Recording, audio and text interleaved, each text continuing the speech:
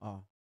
Pag-usapan naman natin itong, bakit kaya nagkakainitan ngayon itong si, PNP Chief Nicolas Torre mga kababayan at itong si DILG or SILG, John Vic Rimulya mga kababayan, mga ka-GP Natics. Parang, nagkakalabo-labo na ang mga ito at, itong si Tulfo mga kababayan, si Moon Tulfo ay, umiepal din at sino kaya nag-uutos sa kanya para pag-initan mga kababayan itong si, General, Torre. Dahil, sinasabi ni Moon Tulfo mga kababayan, dapat daw bang pagkatiwalaan or hindi dapat pagkatiwalaan ang isang pulis, mga kababayan na nagkakanlong sa isang, kriminal na pulis o sabihin natin isang may pagkakasalang pulis dahil nga noon kung napapansin ninyo or natatandaan ninyo itong si, Nick Torre nung siya po ay, direktor pa ng Quezon City, mga kababayan ay nagkaroon ng road rage dito sa Welcome Rotonda. At yung dating pulis nga na si Gonzales, mga kababayan, ay parang, alam nyo na, parang nakadling, di ba? Masyadong na-baby itong si Gonzales, nitong si General Torre, mga kababayan. Pero kalaunan ay inamin ni General Torre na nagkamali siya kaya upon investigation ay siya po ay nag-resign mga kababayan bilang bigyang daan ang mga nag-iimbestiga at hindi po siya magkaroon or hindi po niya maimpluwensyahan ang nasabing investigasyon. Pero tignan po natin ang balita ngayon mga kababayan, mga ka-GP natik singgil po sa mga pangyayari na ito na nagaganap sa pagitan ng DILG at ng PNP mga kababayan. Panoorin po natin at pakinggan. May namumuong turf war umano sa pagitan ni PNP Chief Nicolas Torre at DILG Secretary John Vic Remulla. Ito raw ang dahilan kung bakit napurnada ang isang revamp sa police force. Narito ang exclusive agenda report ni Francis Polve. Tablado ang pinatupad na reshuffle ni PNP Chief Nicolas Torre matapos pagpalitin ng pwesto kamakailan para sa second highest position o Deputy Chief for Operation sina Lieutenant General Bernard Banac at Lieutenant General Jose Melencio Nartates Jr. Ayon sa source ng Billionaire News Channel, bunso dito ng namumuong turf war sa pagitan ni Torre at DILG Chief John Vic Rimulya sa NAPOLCOM resolution document na eksklusibong nakuha ng BNC with the subject recalling, setting aside, and modifying the present designations, assignments, and reassignments of third-level position of Lieutenant General Jose Melencio Nartates and 12 others.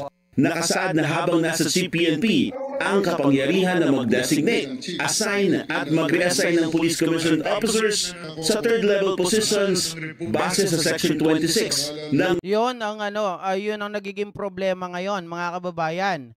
Dahil ang PNP chief pwedeng mag-reassign, mag-assign, 'di ba? Pero mga kababayan, ang trabaho naman ng DILG, sila naman ay pwedeng harangin.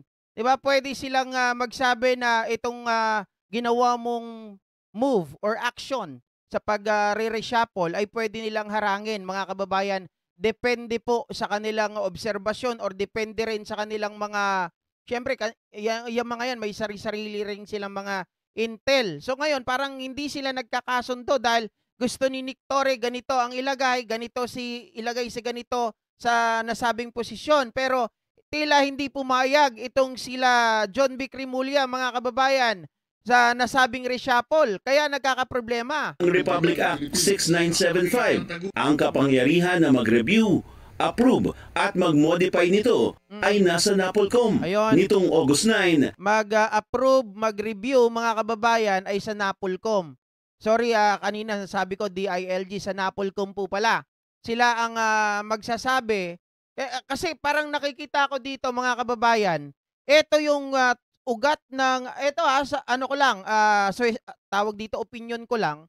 Mukhang ito yung naging problema doon sa pinag-ugatan sa missing sa Bungeros. Kasi nung inalis itong si General Macapas mga kababayan at inilipat ito, dahil nga sabi ni General Macapas, hindi naman makakatulong sa akin kasi 2-star ang CIDG, 'di ba? 2-star 1-star lang ako, so hindi ko mapapakinabangan yung yung opisina. Ngayon, pinalitan ito mga kababayan. Siyempre, papalitan yan ng ibang opisyal na naayon doon sa nasabing posisyon, 2-star. Ngayon mga kababayan, nang nagkaroon ng reshuffle, ay hindi po pumayag ang NAPOLCOM doon kung sino ang dapat ilagay kung kanino. Bakit nga ba? Bakit kayo nag-aaway-away? Bakit wala kayong proper coordination? Or bakit hindi ba pwede na mag-usap muna kayo para nang sa ganon mga kababayan, tuloy-tuloy ang flow ng pagtatrabaho natin kaysa yung kayo po ay parehong kumbaga parang pataasan ba ng ihi ang nangyayari ngayon? O sabi nila, baka naiinggit itong mga Rimulya kay General Torre. Hindi po natin alam mga kababayan. 'Di ba? Kasi sabi rin ng iba, maari din daw na maging katandem ni Risa Ontiveros si Nick Torre pagdating po ng 2028.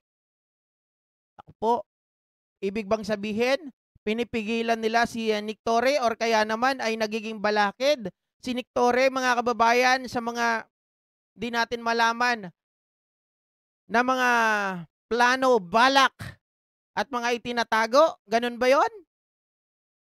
Nag-issue ng resolusyon ng NAPOLCOM para sa placement ng third-level positions na kailangan ng review at confirmation ng Commission and Bank. Pero nalabag daw ang proseso sa reassignment ni Torre. Kaya ni-recall, sineset aside at ipinapamodify ang designations, assignment at reassignment ni Banak at Nartates. Kasama sina Police Major General Robert Alexander Morico II, Police Major General Anthony Aberin, Police Brigadier General Paul Kenneth Lucas, Police Brigadier General Jack Huangki.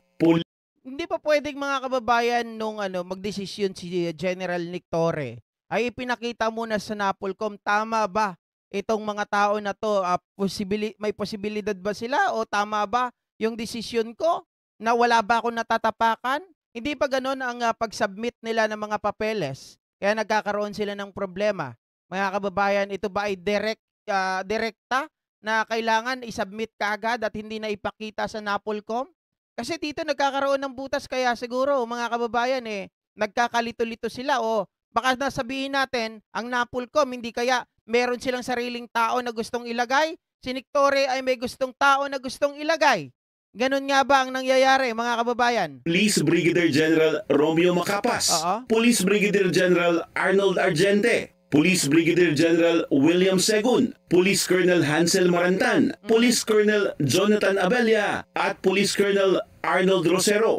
Inatasan din ng NAPOLCOM ang PNP na mag-issue ng order kaugnay sa pagbabalik ng mga opisyal sa dati nilang mga pwesto. Dated August 14 ang dokumento at pirmado ni SILG Remulla, Commissioner Rafael Calinisan, Vice Chairperson and Executive Officer ng NAPOLCOM at 3 pang Commissioner, pero blanco o walang pirma ang Chief PNP. Matatandaan na kabilang sina Nartates at Torre sa mga opisyal na pinagpilian ng Pangulo na papalit sa nagretirong si General Romel Marbel. Wala pa namang pahayag ang PNP kaugnay dito. Para sa agenda, Francis Polbe. Pero ngayon mga kababayan, eto ngang si Montulfo ay isa sa mga nakikialam dito sa problemang ito.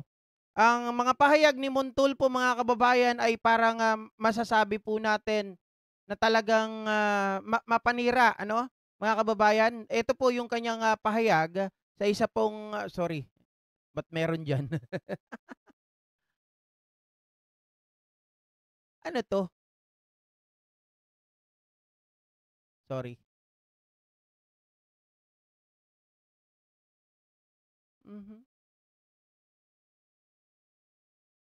Teka po medyo lito ako dito sa isang to mga kababayan na gamit natin ngayon ay.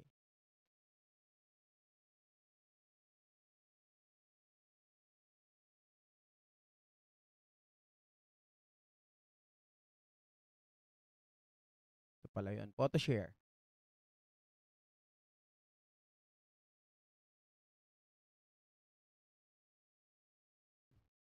Ito po yung pahayag ni Montulfo mga kababayan na very insinuating. Ito po yun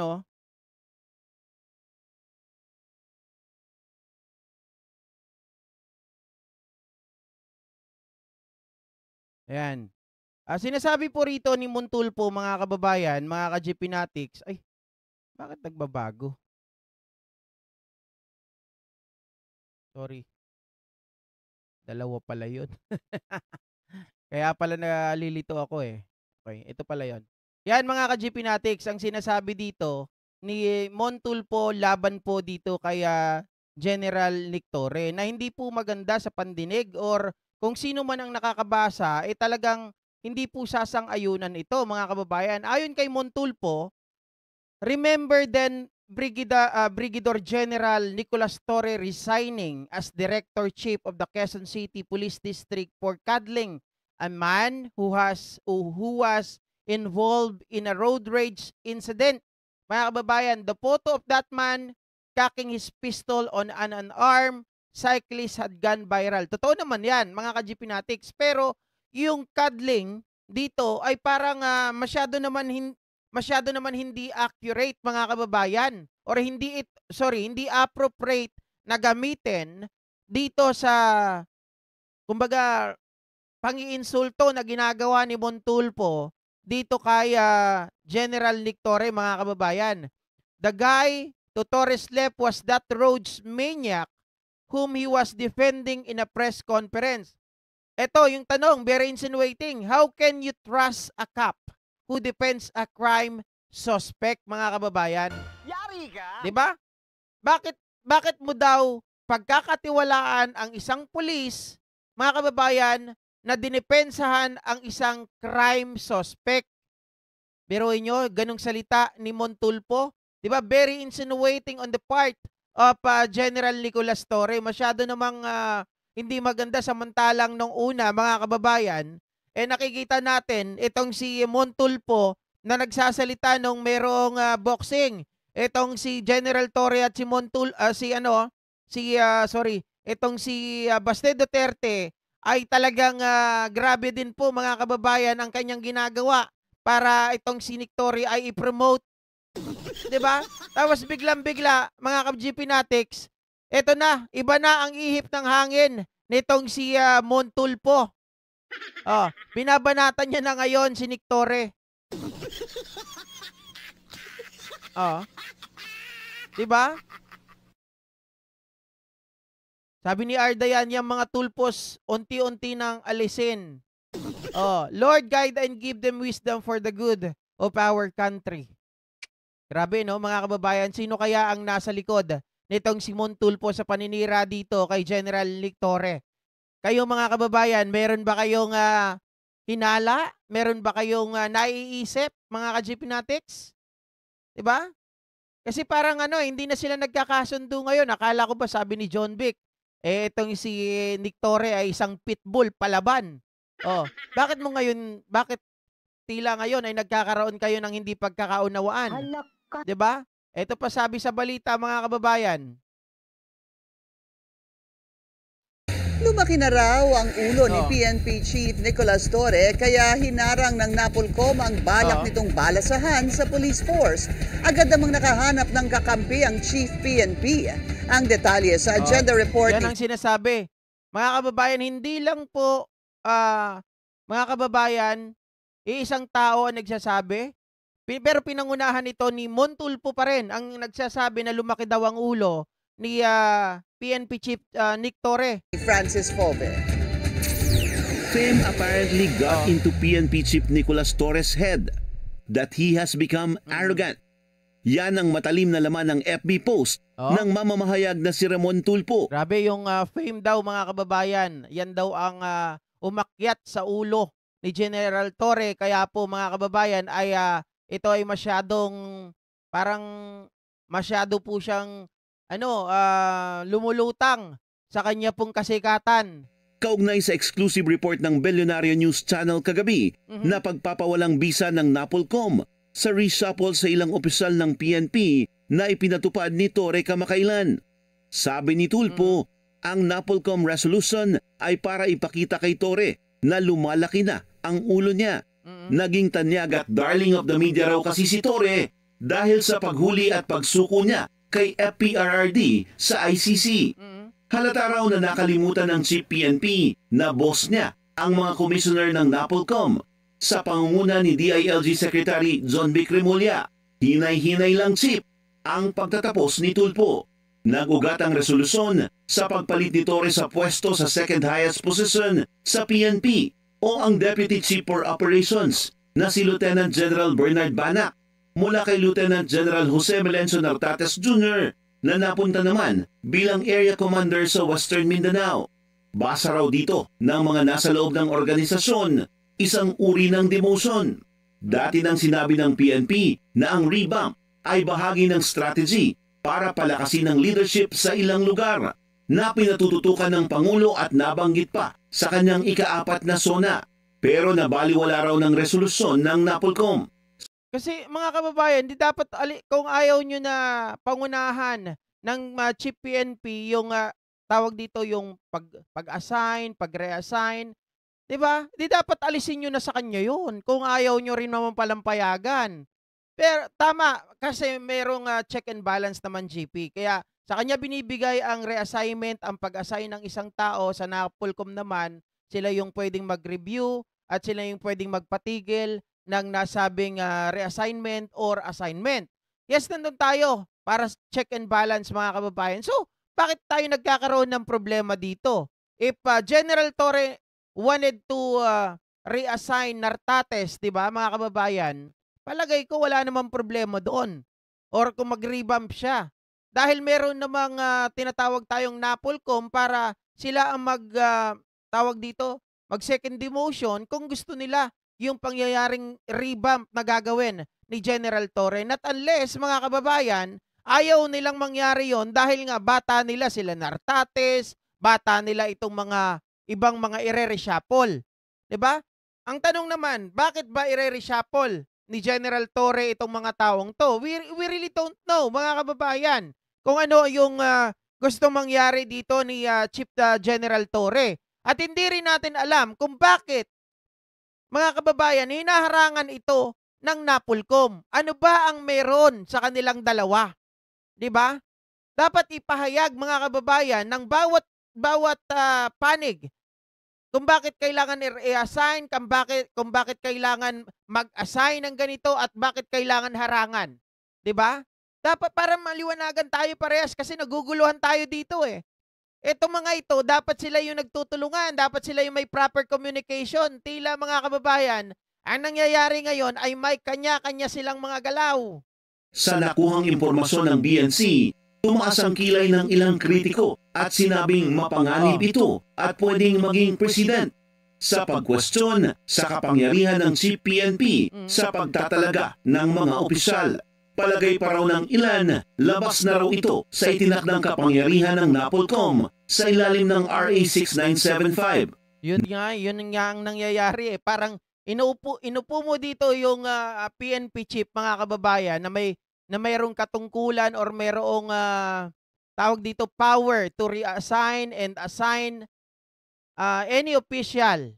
Tapos biglang papalakihin nyo yung issue na kailangan, bakit mo ginagawa to? Bakit ka nagre-reassign? Bakit ka nag-a-assign basta-basta ng ganito?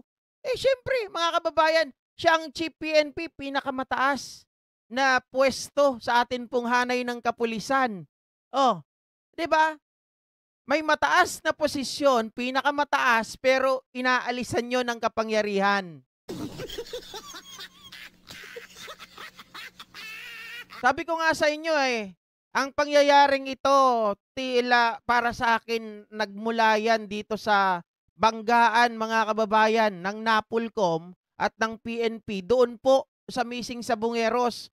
Kasi tila ang PNP, si Jean Fajardo, tapos si Macapas, mga kababayan, ang order, nung binabanggit nila doon sa interview or sa press conference, si General Torre ang nag-uutos sa kanila. Tapos sa NAPOLCOM naman, mga kababayan, ay kinakalaban naman nila ngayon itong sila Macapas. So sobrang naguguluhan na tayo, di ba? Oh. Nakasaad dito na hawak ng Chief PNP ang pagtatalaga, pag-deploy at pag-assign ng mga opisyal sa buong police force. Magtalaga, mag-deploy, mga kababayan. Ulitin ko ha, ang karapatan o ang kakayahan, power ng PNP mga kababayan? Ito. Ng mga OP-75. Nakasaad dito na hawak ng Chief PNP ang pagtatalaga, Pagtatalaga. 1. pag-deploy at pag-assign ng mga opisyal At palagay ko yung pagtatalaga at pag-a-assign, parehas lang yun eh. Pero tatlo yung binanggit. Pagtatalaga, pag-assign mga kababayan at pag-deploy. Yun po ang power ng PNP. ng PNP chief. Pero bakit ngayon? Mga kababayan, parang inaalisan nyo ng kapangyarihan itong si General Torre. Kasi mga ka-GP Natics, kapag ganito, sa pwesto lang, sa simpleng revamp, merong nagiging problema. Parang feeling ko may gustong gawin yung isa. 'Di ba? Sabi naman ni General Torre, ang gusto niya mangyari ay maayos yung ating kapulisan. Pero pag may pumipigil, mga kababayan na kasamaan or may pumipigil na isang sabihin natin mabibigat din ng mga tao, hindi kaya parang piniprevent nila, mga kababayan, yung maaring mangyari. Meron ba kayong itinatago? Napolcom. Meron ba kayong itinatago? Kaya pinipigilan nyo ang mga pangyayaring ito na pagre-revamp nitong si General Torre. Di ba? Kasi mga kababayan, hindi ko talaga maintindihan at di ko makuha-kuha. Inilagay nyo sa pwesto yung tao, pero bawal siya na magdesisyon para sa sarili niya. Bawal siya magdesisyon, mga kababayan, doon sa mga gusto niyang gawin. Oo, nandun na tayo ang Napolcom, DILG, ang mga boss niya. 'Di ba? Boss niya 'yan eh. Pero mga kababayan, dapat alisin niyo na lang yung power sa kanya mag-decide. Kung ganun lamang din. At ano pa ang magiging silbi ng PNP chief kung magiging sunod-sunuran na lang palagi dito po sa kanyang mga boss, mga kababayan. Kasi somehow, baka mamaya yung problema nandun sa mga boss eh. Kaya hindi maayos-ayos yung hanay ng ating mga kapulisan.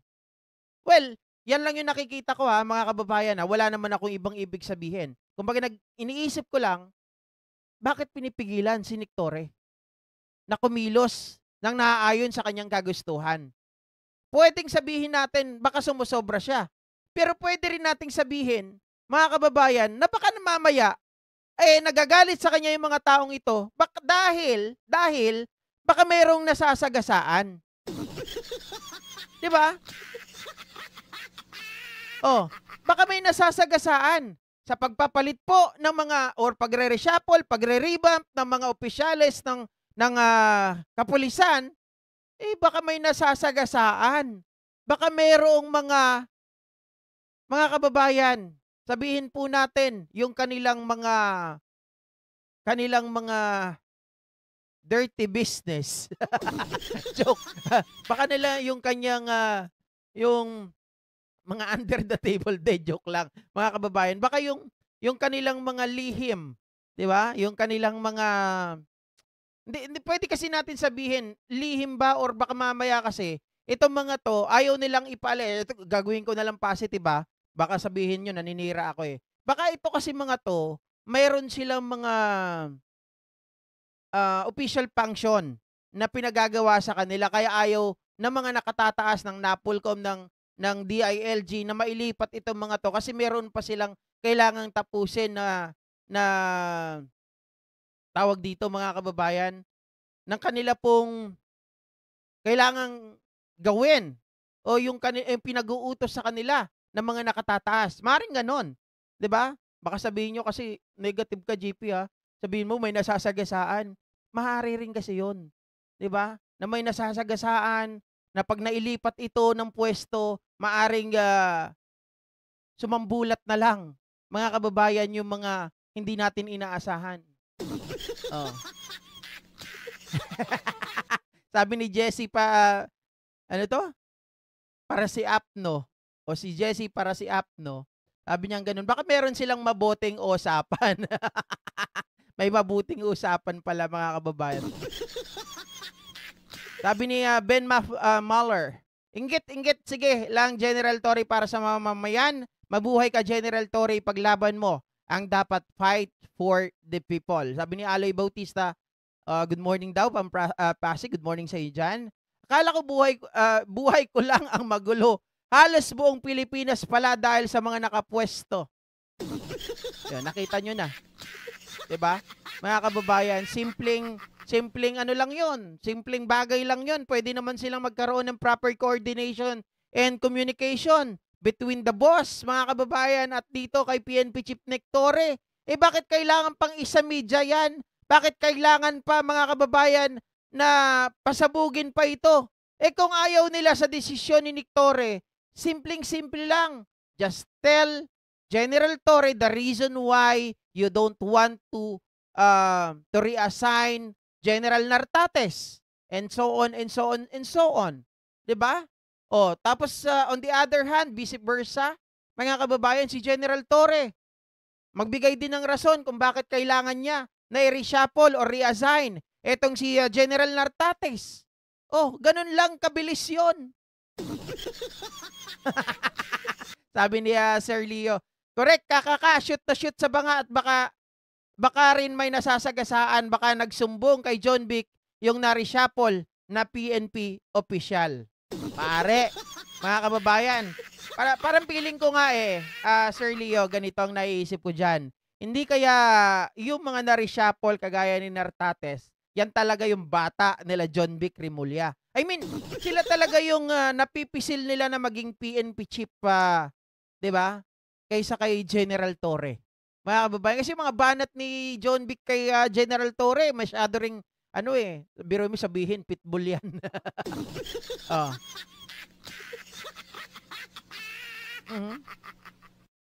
Sabi ni Ma'am Brenda, instead of General Torre to clean the house, he has the power to reshuffle them, let them out their comfort zone. Yun nga mga kababayan, sa totoo lang, 'di ba? Sa totoo lang. Marami kasi diyan, alam naman natin, ang kalakaran din yan sa palakasan system din Hindi naman naaalis yan. 'Di ba? Ang sabi ko nga sa inyo, baka mamaya ito kasi, pwedeng sila John Vic, yung mga tao nila dyan, itong si General Nartates, mga kababayan, ay meron pa silang mga tinatapos na mga misyon. Pinaganda ni JP. Baka kasi sabihin ninyo, mga kababayan, masyado kong bias. Nakikita nyo na, di ba? Kay General Torre ako. Pero, hindi rin natin mayaalis, mga kababayan, na baka mamaya nagagalit ang mga ito dahil may nasasagasaan. Baka sabihin nila, napakikialaman ni General Torre yung mga tao nila. Yun po ay hinuha lang natin yun po ay hinala, opinion natin. Hindi po tayo nagbibintang.